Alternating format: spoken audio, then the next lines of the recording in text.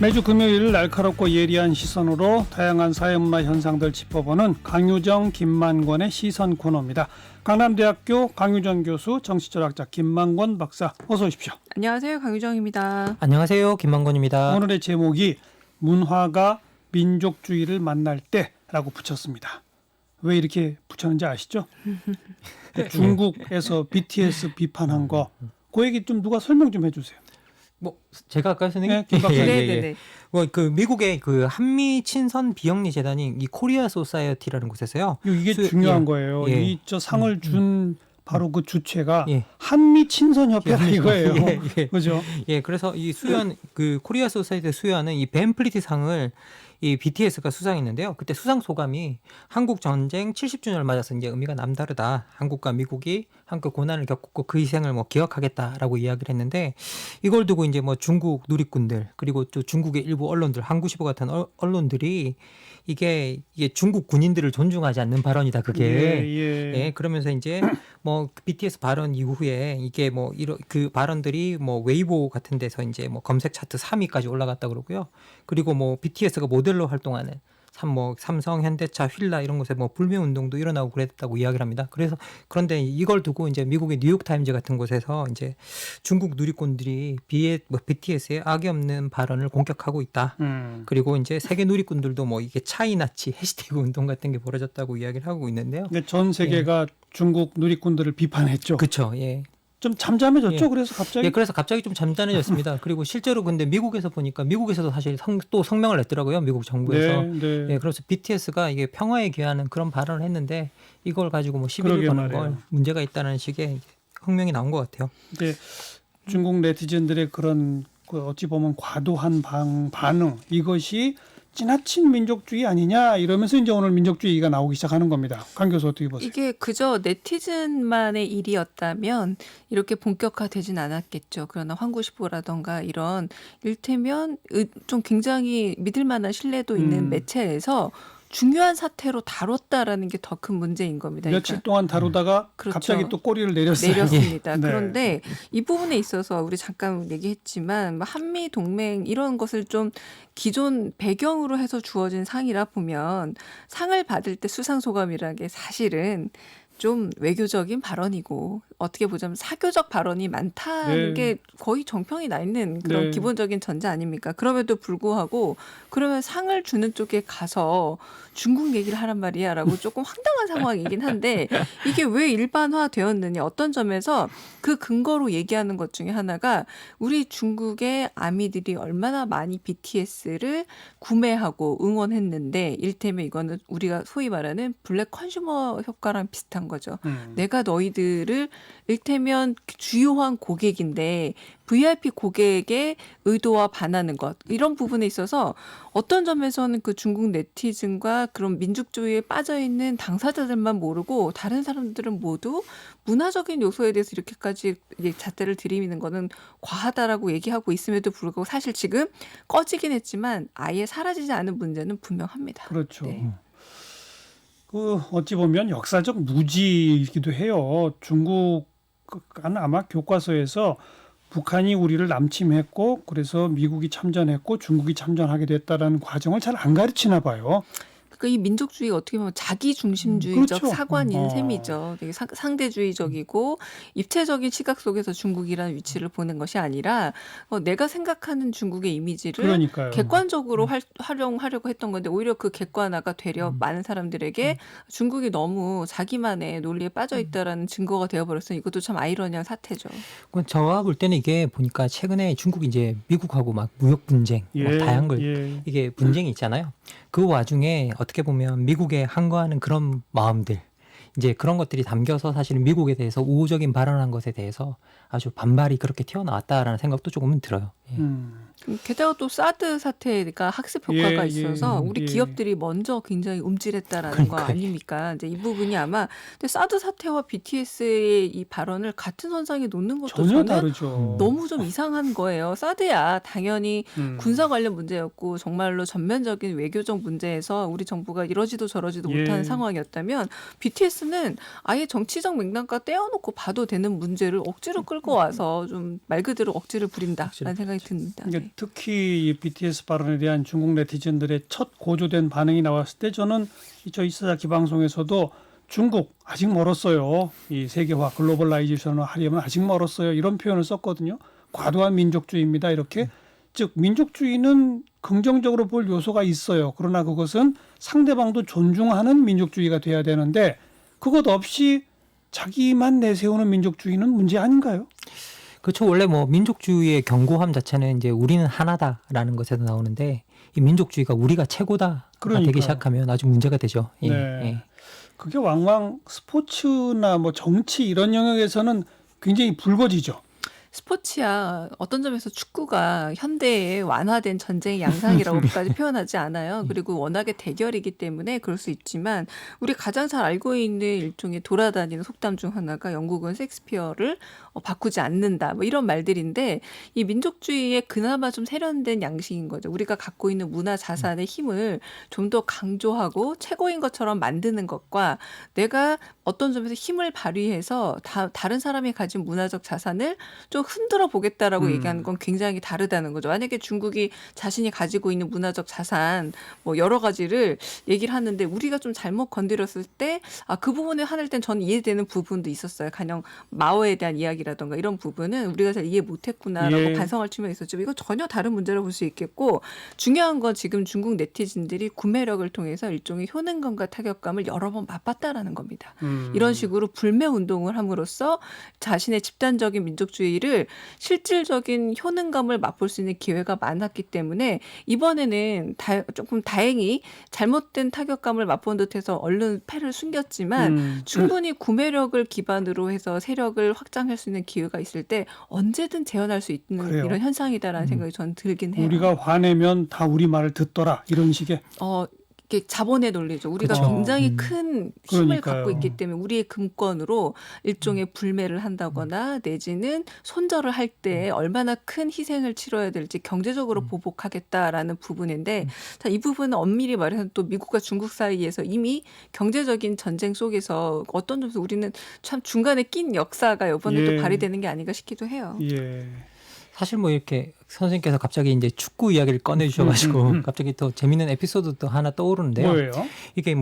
이게 그 일본에서 이렇게 세이 오키자키라는 분이 그 스포츠 저널리스트인데요. 이분이 축구와 내셔널리즘이라는 이제 이런 책을 내셨는데 이게 이분 말에 따르면 혐한 조류가 갑자기 이렇게 확산된 게 2002년 한일 월드컵 때문이었다라고 이야기를 하고 있거든요. 네. 2002년 한일 월드컵 때 일본도 16강이라는 나쁜 성적을 거둔 게 아니었는데 예. 그때 엄청나게 혐한 조류가 확산되어 나가는 게 한국이 자꾸 포르투갈, 이탈리아 우리가 4강 해버렸잖아요. 예, 그래서 4강을 가니까 그걸 견디질 못했다는 거예요. 그 질투의 감정들이 막 튀어나오기 시작하면서 일본에서 혐한이 확산되는 계기였다라고 이야기를 하고 있거든요.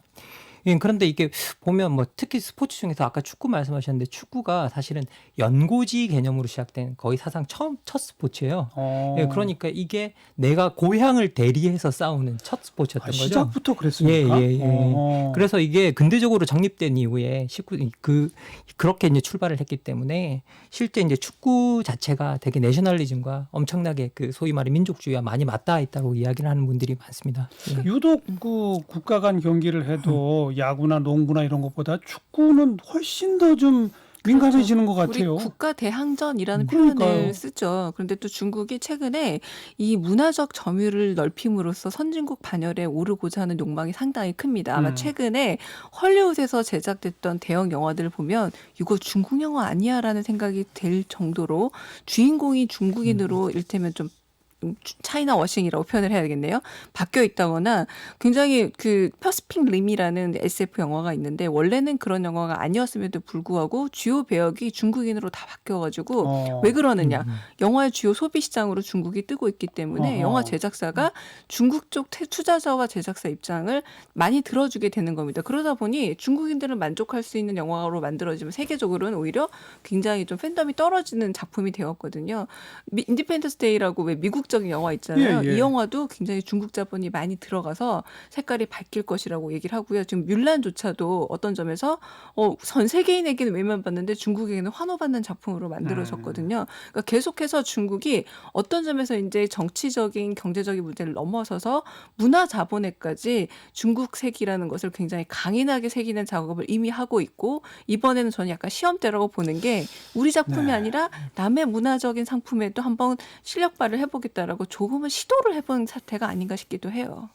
아까부터 강 교수가 몇 번 지적한 것처럼 그게 강력한 자본의 힘으로 자꾸 관철되고 있다는 게 문제네요. 그리고 중국 내수 시장만으로도 중국 영화는 충분히 운용이 가능하고 그러게요. 외국 영화들은 중국 시장이 외면하면은 이제는 한 번 맛본 그 자본의 결실을 놓칠 수가 없는 상황까지 간 겁니다. 그래서 잘 아시겠지만 뮬란 그 불매 운동이 일어난 이유도 티베트 공화국에 대해서도 우리가 다 알고 있는 얘기가 너무 많은데 그 부분에 넘어간다던가 소수민족 얘기는 다 깔아뭉개는 이런 어떤 태도를 취하는 것도 어떻게 보면 그렇게 PC 다시 말해서 정치적 올바름을 예. 주장하고 있는 다른 선진국 영화들이 그렇게 끌려가는 게 참 자본의 힘밖에 없다는 게 아쉽죠. 그럼 오늘 제목을 바꿔야 돼요. 이건 문화와 민족주의가 만날 때가 아니고 문화와 민족주의와 막대한 인구와 자본력이 만날 때 맞습니다. 네. 이렇게 되는 거네요. 맞아요. 지금 네. 그런 현상이 벌어지고 있네요. 중국에서. 굉장히 많이 벌어지고 있고 아마 체감하실 겁니다. 네. 그거 어떻게 해야 됩니까? 못 막잖아요. 우리 힘으로. 못 막지만 그래도 이번에 불매운동이 결국은 약간의 효과를 굉장히 발휘해서 그 영화가 상당히 손해를 봤어요. 그러니까 이제 이게 다른 쪽에 또 자본의 힘으로 영향을 미칠 듯합니다. 그러니까 중국의 비율을 잘 맞춰주고 중국 내수 시장만으로도 또 안 되는 영역이 있다는 걸 조금씩 입증해 가고 있는데요. 어떤 점에서 지금 아미가 전 세계적으로 3,300만이라고 해요. 그중에 물론 중국이 차지하고 있는 인구수가 상당하고 영향이 상당하겠지만 이번에도 이렇게 흘러가는 걸 보면 그럼에도 불구하고 저는 좀 순진한 바람이지만 일종의 자정작용이 남아있긴 하나보다라는 생각이 들기도 합니다. 중국 너무 내에 순진한 얘기는 자정작용이 있다. 아니 외부의 힘으로 이 중국의 힘을 누르는 거죠. 네. 사실 그런데 전 잘 모르겠어요. 최근에 이제 중국 충분히 자본력을 이용해서 엄청나게 많은 영향력을 이제 해외에 발휘하고 있는데요. 특히 뭐 아프리카 국가 같은 경우에는 예. 중국이 엄청난 영향력을 발휘하고 있고요. 뭐 에콰도르 같은 경우에는 중국에 빌린 돈이 너무 많아요. 이게 세계은행이나 이런 데서 다 빠졌을 때 이 에콰도르를 도와주러 들어간 국가가 중국이었거든요. 그래서 중국에서 돈을 엄청 빌렸는데 제가 수업에 에콰도르 학생이 한 명 있었는데 그 학생이 뭐라 그러냐면 갈라파고스를 내놓으라고 그럴까봐 모든 에콰도르 사람들이 걱정한다는 거예요. 실제. 유명한 갈라파고스. 예. 네. 그래서 실제 그 정도로 그 사람들이 그렇게 걱정할 정도로 강력한 영향력을 미치고 있기 때문에 지금 현재 중국이 자본을 가지고 저는 뭐 문화뿐만 아니라 정치, 경제 모든 곳에서 세계 모든 곳에서 영향을 미치고 있기 때문에 지금 저는 뭐 중국이 사실은 제2의 미국이 되어가지 않나라는 그런 생각이 조금 듭니다. 예. 방금 제2의 미국 말씀하시니까 네.